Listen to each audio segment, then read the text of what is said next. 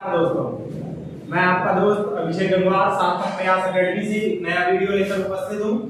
आइए आज हम जानते हैं भारत का भौगोलिक निर्माण। अब सबसे पहले तो हम ये जानते हैं बेटा कि भारत कैसे बना। भारत ऐसा मानते हैं आदि महाद्वीप के रूप में एक भाग था। आदि महाद्वीप के रूप में बेटा एक भाग था पैंजिया। जब पूरी दुनिया पर केवल एक ही महाद्वीप हुआ करता था, उसका दो भागों में विभाजन हुआ, अंगारा लैंड और गोंडवाना लैंड। तो बेटा हमारा जो भारत था ये किसका था? भारत जो है गोंडवाना लैंड का भाग था। गोंडवाना लैंड का भाग था। उसके बाद क्या हुआ कि भारत का जो इंडो ऑस्ट्रेलियन प्लेट पर स्थित था वो इंडियन प्लेट धीरे धीरे यूरेशियन की प्लेट की ओर चलना शुरू हुई। इंडो ऑस्ट्रेलियन प्लेट जो थी बेटा, ऑस्ट्रेलियन प्लेट, ये यूरेशियन प्लेट की ओर खिसकी। यूरेशियन प्लेट की ओर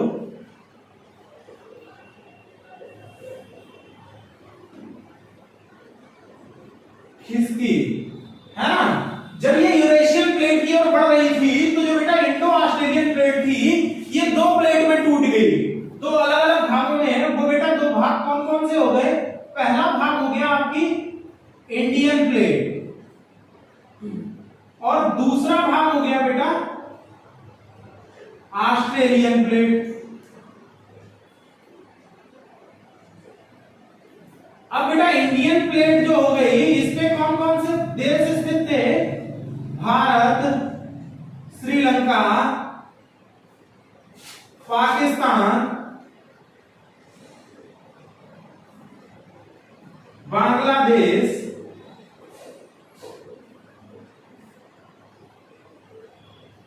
भूटान आदि, है ना। ये आपके इंडियन प्लेट पे स्थित थे। और जो बेटा ऑस्ट्रेलियन प्लेट थी इस पे ऑस्ट्रेलिया महाद्वीप, ऑस्ट्रेलिया महाद्वीप और न्यूजीलैंड आदि थे।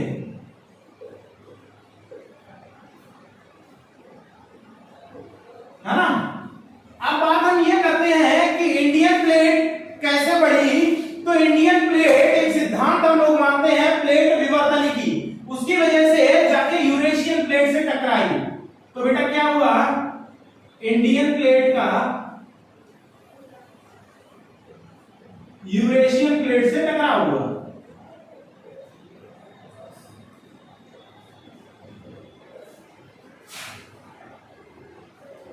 अब जब बेटा यूरेशियन प्लेट वो है जिसमें यूरोप और एशिया महाद्वीप स्थित है ना। जब उससे हमारी इंडियन प्लेट टकराई तो जाहिर सी बात है भौगोलिक क्षेत्रों में जब दो चीजें टकराती हैं तो कोई परिवर्तन आते हैं। तो बेटा ऐसे ही परिवर्तन आए हमारी इंडियन प्लेट और यूरेशियन प्लेट की टक्कर से। अब वो आने वाले परिवर्तन कौन से थे? तो देखो टकराव के परिणाम क्या हुए बेटा, है ना। टकराव के परिणाम ये हुए, सबसे पहले तो हिमालय का जन्म हुआ बेटा। हिमालय का जन्म हुआ। दूसरा काम कौन सा हुआ बेटा? तो दूसरा काम ये हुआ कि उत्तर के मैदानी भाग का भी निर्माण हो गया।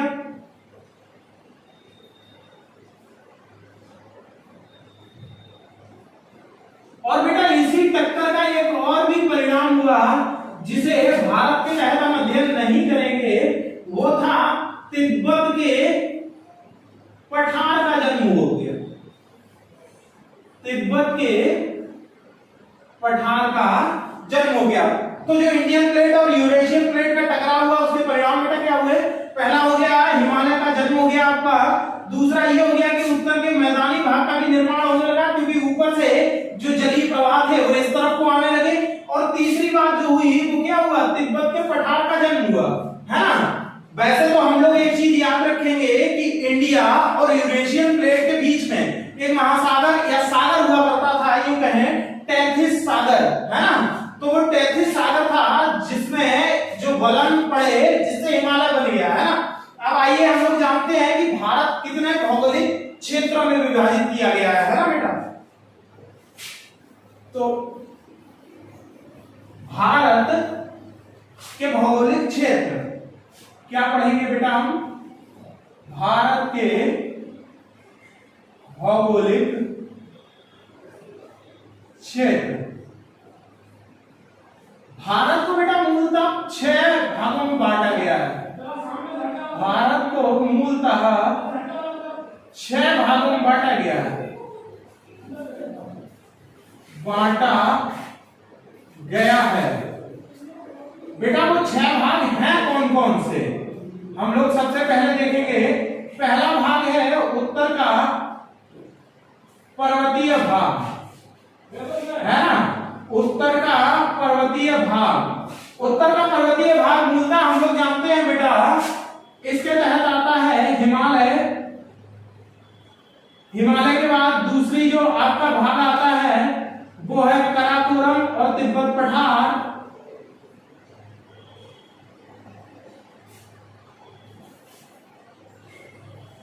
और तीसरा जो इसके तहत आता है वो है उत्तर पूर्वी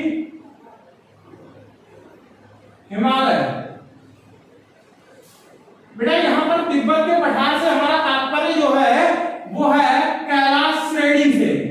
कौन सी श्रेणी से है, कैलाश श्रेणी से, है ना। वैसे तो इस काराकोरम और कैलाश श्रेणी को हम ट्रांस हिमालय के नाम से पढ़ेंगे, तो ये उत्तर के पर्वतीय भाग के तहत आते हैं।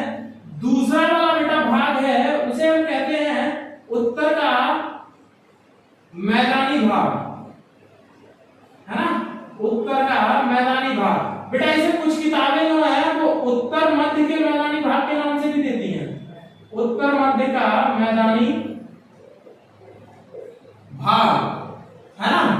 भारत का सबसे ज्यादा क्षेत्रफल इसी भाग के तहत आता है, मैदानी भाग के तहत, है ना। किसके तहत आता है, मैदानी भाग के तहत। तीसरा भाग कौन सा है, तो तीसरा है भारत का मरुस्थलीय भाग। मरुस्थलीय भाग, भारत का जो मरुस्थलीय भाग है वो बेटा मूलतः 2 भागों में विस्तृत है। कौन कौन सा, पहला थार के मरुस्थल के रूप में, थार का मरुस्थल, और दूसरा है कच्छ के रण के रूप में, कच्छ का रण। बेटा इसे हम लोग श्वेत मरुस्थल के नाम से जानते हैं, श्वेत मरुस्थल, है ना। अब इससे चौथा भाग है भारत का प्रायद्वीपीय पठारी भाग। पांचवा भाग है बेटा हमारा समुद्र तटीय मैदान और पूर्वी व पश्चिमी घाट। बेटा छठा भाग है हमारा द्वीप और द्वीप समूह। इसे बेटा हम लोग जो है वो द्वीपीय क्षेत्र भी कह सकते हैं, द्वीपीय क्षेत्र भी हम कह सकते हैं, है ना। भारत के प्रायद्वीपीय पठारी भाग के तहत जो मुख्य 2-3 भाग हैं वो है बेटा दक्कन का पठार, दूसरा आपका मुख्य है छोटा नागपुर पठार,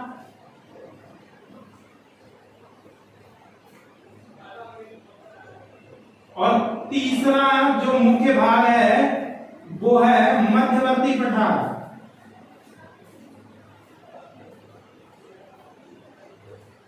इसे बेटा हम लोग केंद्रीय उच्च भूमि भी कहते हैं, केंद्रीय उच्च भूमि भी कहते हैं, है ना। यही बेटा मेनली 3 हैं। पूर्वी व पश्चिमी घाट आप लोग जानते हैं कि समुद्र तटीय मैदानों और प्रायद्वीपीय पठारी भाग के जो बीच में पर्वतीय क्षेत्र हैं उन्हें पूर्वी और पश्चिमी घाट कहते हैं। द्वीप बेटा आप लोग जानते हैं जो कुछ कुछ अकेले द्वीप होते हैं जिनके अकेले महत्व है वो द्वीप के तहत आते हैं, जबकि कुछ द्वीपों के इकट्ठे ग्रुप होते हैं, है ना। तो वो जो द्वीपों के ग्रुप हैं वो द्वीप समूह हैं और भारत के दो ही द्वीप समूह हैं। पहला है बेटा लक्षद्वीप समूह, लक्षद्वीप समूह ये बेटा है अरब सागर में, अरब सागर में। और दूसरा है बेटा अंडमान द्वीप समूह, अंडमान और निकोबार द्वीप समूह। और ये है बेटा बंगाल की खाड़ी में। अब देखते हैं कि किस भाग के बारे में लगभग बेसिक जानकारियां कितनी हैं। तो जो हम लोग उत्तर के पर्वतीय भाग की बात करते हैं तो उत्तर का पर्वतीय भाग इसका क्षेत्रफल है लगभग 5 लाख वर्ग किलोमीटर, है ना। उत्तर के पर्वतीय भाग का क्षेत्रफल कितना है? लगभग 5 लाख वर्ग किलोमीटर। जबकि इसकी जब औसत ऊंचाई की हम बात करते हैं, औसत ऊंचाई की हम बात करते हैं तो ये है लगभग 5 से 6000 मीटर तक, है ना। हमको ये पता लग गया कि इसके तहत कौन कौन से भाग आते हैं। तो हिमालय आता है, काराकोरम आता है, कैलाश श्रेणी आती है, आपका उत्तर पूर्वी हिमालय आता है। इसका क्षेत्रफल कितना है? तो 5 लाख वर्ग किलोमीटर है। इसकी औसत ऊंचाई कितनी है? तो 5000 से 6000 मीटर तक है। और इसमें एक चीज हमें याद रखनी है कि इसमें कई समानांतर श्रेणियां हैं, कई समानांतर श्रेणियां हैं। यानी आपका जो उत्तर का जो पर्वतीय भाग है ये कोई एक पर्वत नहीं बल्कि इसमें कई एक श्रेणियां हैं। जैसे हिमालय ही 3 श्रेणियों में बटा हुआ है, बृहद हिमालय, लघु हिमालय और शिवालिक श्रेणी। काराकोरम जो है, इसके बाद हमारा कैलाश श्रेणी है, लद्दाख है, जास्कर है, पीर पंजाल है, उत्तर पूर्वी हिमालय में जाते हैं तो कई एक पहाड़ियां आती हैं जिसमें आपकी बहुत मुख्य है अघोर, मिस्पी, डाफला, मिरी। इसके बाद नागा पहाड़ियां आपकी आती हैं, मणिपुरी आती हैं, मिजो आती हैं, बरेल श्रेणी है, तो काफी कुछ है। तो ये तो था आपका उत्तर का पर्वतीय भाग। अब हम जानते हैं उत्तर के मैदानी भाग के बारे में। तो बेटा उत्तर के मैदानी भाग का जो क्षेत्रफल है वो है लगभग, उत्तर का जो मैदानी भाग का क्षेत्रफल है वो है बेटा लगभग 7.5 लाख वर्ग किलोमीटर, है ना। और इसकी जो औसत ऊंचाई है, औसत ऊंचाई है वो है बेटा 50 से लेके 300 मीटर तक। कितना है बेटा? 50 से लेके 300 मीटर तक इस भाग की औसत ऊंचाई है। जबकि अगर आप देखेंगे तो पूरे भारत पे भी सबसे ज्यादा किस भाग का विस्तार पाया जाता है? तो मैदानी भाग का विस्तार पाया जाता है। और ये मैदानी भाग जो है वो भारत के लगभग 43% क्षेत्रफल पर है। कितने पर है? लगभग 43% क्षेत्रफल पर अकेले मैदानी भाग है। आइए अब हम आगे देखते हैं मरुस्थलीय भाग पर। तो बेटा भारत का जो मरुस्थलीय भाग है ये बहुत ज्यादा बड़े भाग नहीं है बल्कि केवल राजस्थान और गुजरात में है ना। कहां कहां पर है? राजस्थान और गुजरात में। और इसमें बेटा अभी मैंने एक चीज आपको बताई थी, श्वेत मरुस्थल। श्वेत मरुस्थल कैसे जन्म हुआ? यहाँ पर जो नमक के अवक्षेप पाए जाते हैं इन क्षेत्रों में, उनकी वजह से पूरा कक्ष का रण जो है वो सफेद मरुस्थल के रूप में परिवर्तित हो गया। वहां पर जो आपके रेत पाई जाती है उसका रंग भी सफेद हो लिया है ना। अब आइए बात करते हैं हम लोग भारत के प्रायद्वीपीय पठारी भाग की। तो बेटा अगर पठारी भाग का क्षेत्रफल देखें तो तो जो मुख्य पठारों का क्षेत्रफल है वो तो लगभग 2 लाख वर्ग किलोमीटर का ही है, 2 लाख वर्ग किलोमीटर का ही है। लेकिन बेटा यहाँ पे आप एक चीज ध्यान रखेंगे कि भारत का जो प्रायद्वीपीय क्षेत्र है, भारत का जो प्रायद्वीपीय क्षेत्र है बेटा, इसका क्षेत्रफल जो है वो लगभग 16 लाख वर्ग किलोमीटर है, 16 लाख वर्ग किलोमीटर है ना। आप लोग यहाँ पर ये बुक्स आपको भ्रमित कर सकती हैं, इसलिए भ्रमित ना हो। तो जब भारत के पूरे प्रायद्वीपीय क्षेत्र की बात की जाएगी तब इसका क्षेत्रफल कितना है बेटा, 16 लाख वर्ग किलोमीटर है। और जब बात की जाएगी आपसे कि भारत के प्रायद्वीपीय पठारी भाग का क्षेत्रफल कितना है, तो मुख्य पठारों का क्षेत्रफल लगभग 2 लाख वर्ग किलोमीटर ही है ना। अब हम जानते हैं इसमें है क्या, तो इसमें अनेक छोटे छोटे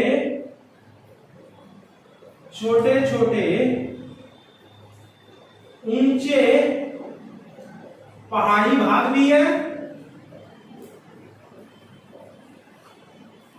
और छोटे छोटे पर्वत भी है ना। इसमें आपको ये भारत के प्रायद्वीपीय पठारी भाग में अनेक छोटे छोटे ऊंचे पहाड़ी भाग हैं और छोटे छोटे कई पर्वत भी है। अब बेटा हम देखते हैं इसकी औसत ऊंचाई कितनी है। बेटा इसकी औसत ऊंचाई कितनी है, तो इसकी औसत ऊंचाई 500 से 700 मीटर तक है ना बेटा। कितनी है इसकी औसत ऊंचाई? 500 से 700 मीटर तक है। ये था कौन सा वाला भाग था हमारा, भारत का प्रायद्वीपीय पठारी भाग। बात करते हैं समुद्र तटीय मैदानों की। तो बेटा जो समुद्र तटीय मैदान है ना आपके, ये मूलतः 2 में है। पहला है पूर्वी तटीय मैदान, पूर्वी तटीय मैदान, और दूसरा भाग है बेटा इसका पश्चिमी तटीय मैदान, है ना, पश्चिमी तटीय मैदान। पूर्वी तटीय मैदान बेटा किन किन राज्यों में विस्तृत है, तो ये पूर्वी तट पर स्थित जो भी राज्य है ये उन सभी में विस्तृत है। कौन कौन से हैं, तो बेटा पूर्वी तटीय मैदानी राज्य बेटा तमिलनाडु, तमिलनाडु, दूसरा है बेटा आंध्र प्रदेश, है ना, और तीसरा है बेटा इसमें आपका उड़ीसा, और चौथा है बेटा इसमें पश्चिम बंगाल। जब बात करते हैं आपके पश्चिमी तटीय मैदान की, तो पश्चिमी तटीय मैदान बेटा जो आपका है वो विस्तृत है केरल, कर्नाटक, गोवा, महाराष्ट्र और गुजरात में। अब बेटा बात ये आती है कि भारत के किस राज्य में सर्वाधिक क्षेत्रफल है तटीय मैदान का, तो बेटा वो राज्य है आपका गुजरात में। गुजरात के सर्वाधिक भाग पर तटीय मैदान है। आप लोग ये चीज देखेंगे।